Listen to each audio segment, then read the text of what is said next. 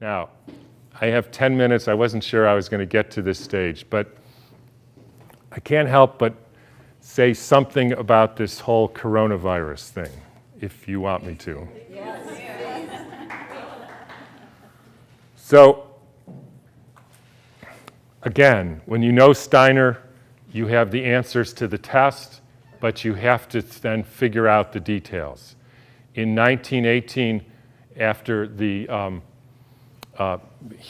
biggest pandemic, the Spanish flu pandemic of 1918, Steiner was asked, what was this all about? And he said, well, viruses are simply excretions of a toxic cell.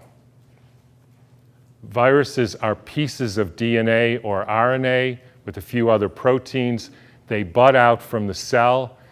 They happen when the cell is poisoned. They are not the cause of anything. And the first way I would encourage you to think about this is if you are a famous dolphin doctor, right? And you had been studying dolphins in the Arctic Circle for hundreds of years, or at least a long time, and the dolphins were fine.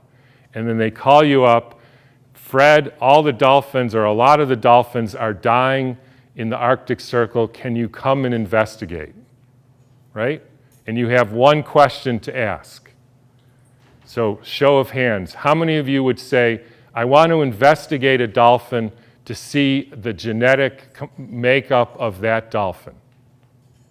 Nobody, because that's stupid.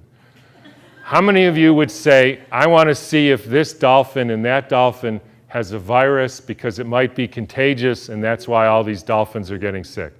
That fellow. How many of you would say, excuse my French here, somebody put some shit in the water here? Like Exxon Valdez? Anybody? Everybody. Because that's what happened. And the cells get poisoned. They try to purify themselves by excreting debris, which we call viruses. If you go to the current theory of viruses called exosomes, and the latest head of the NIH giving a talk on the complexity of viruses, you will see this is perfectly in line with the current thinking on what a virus really is. I had a dramatic example of this when I was growing up. Right outside our house, there was a wetlands, and it was full of frogs, and the frogs kept me up at night, so I taped the windows, and in the spring they made a big racket. And then over time, the frogs were all gone. How many thinks the frogs had a genetic disease? How many thinks the frogs had a virus?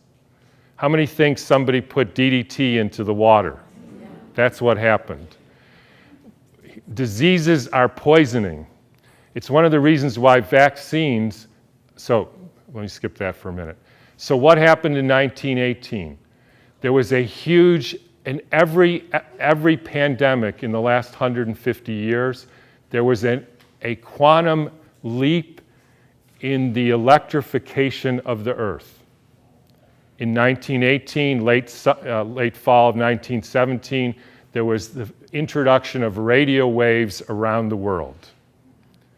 Whenever you expose any biological system to a new electromagnetic field, you poison it, you kill some, and the rest go into a kind of suspended animation so that, interestingly, they live a little bit longer and sicker.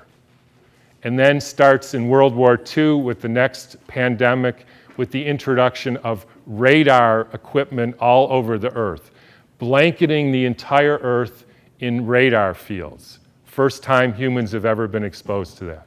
In 1968, there was the Hong Kong flu, and it was the first time the Earth has a protective layer in the Van Allen belt, which essentially integrates the cosmic fields from the sun and the Earth, from the moon and Jupiter, etc., integrates that and essentially distributes that to the living beings of the Earth.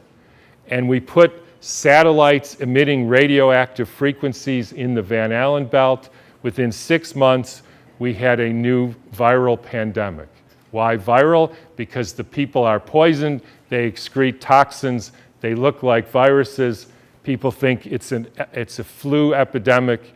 In the 1918 epidemic, the Boston Health Department decided to investigate the contagiousness of this. So they, believe it or not, took hundreds of people with the flu and they sucked the snot out of their nose and injected it into the healthy people who didn't have the flu, and not one time could they make the next person sick. They did this over and over again, and they were not able to demonstrate contagion. They even did it with horses who apparently got the Spanish flu, and they put bags over their head, and the horses sneezed in the bag, and they put the bag over the next horse, and not one horse got sick. You can read about this in a book called The Invisible Rainbow by Arthur Furstenberg, who chronicles all the steps in the electrification of the earth and how within 6 months there was a new flu pandemic all over the world. And when you hear the normal explanations, how did it go from Kansas to South Africa in 2 weeks? So the entire world got the symptoms at the same time, in spite of the fact that the mode of transportation was horseback and boats, and there's no explanation for it. They just say, we don't know how that happened. But when you think about it, with these radio waves and other frequencies that some of you have in your pocket and on your wrist, you can send a signal to Japan and it arrives instantaneously. So any of you who don't believe there is an electromagnetic field that communicates globally within seconds just is not paying attention to this. And I will only finish by pointing out that there has been a dramatic and quantum leap in the last 6 months with the electrification of the earth. And I'm sure a lot of you know what that is. It's called 5G, where they now have 20,000 radiation-emitting satellites, just like the radiation-emitting thing in your pocket and on your wrist and that you use all the time. That is not compatible with health. I'm sorry to say it, it's not compatible with health. That is a water destructuring device.